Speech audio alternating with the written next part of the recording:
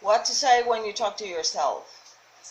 The 148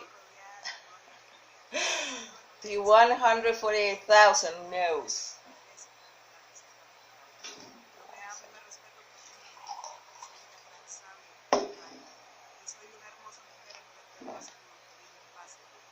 I'll give you an example of some of those negative programming most of us have received.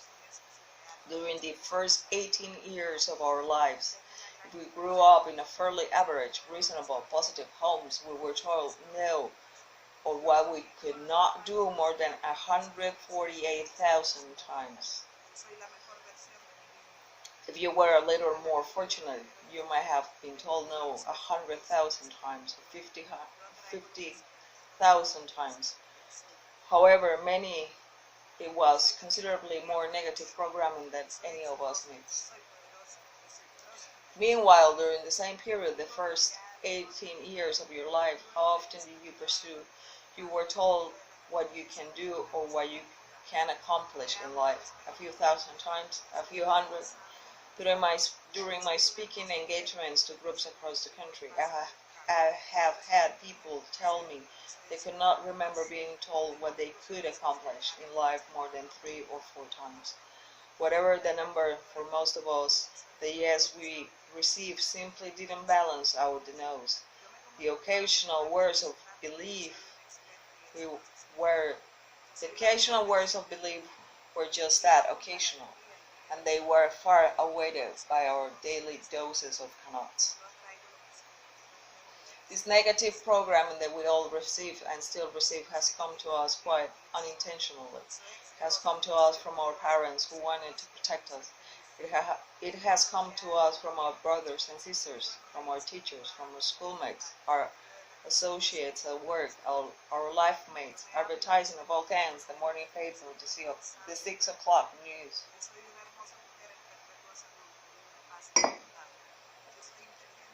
Leading behavioral researchers have told us that as much as 77% of everything we think is negative, counterproductive, and works against us.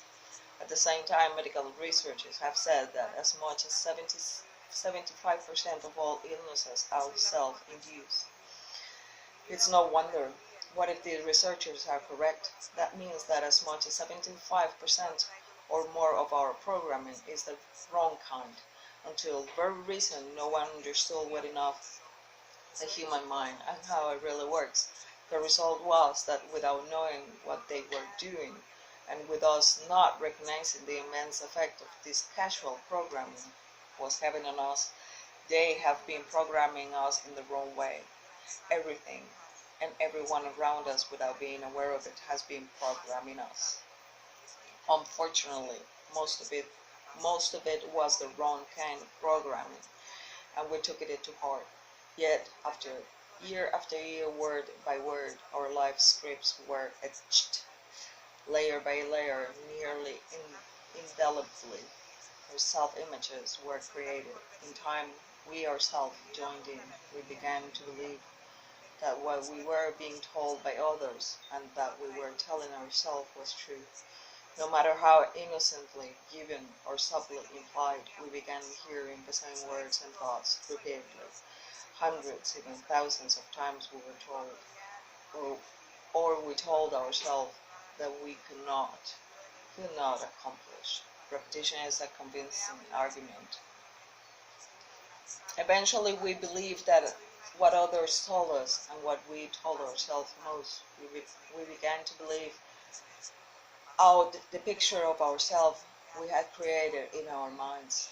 In time, we became what we must believe about ourselves, and in so doing, we created a wall in which most of us will stand invisibly but powerfully between us and our unlimited futures for as long as our old programming remains in force.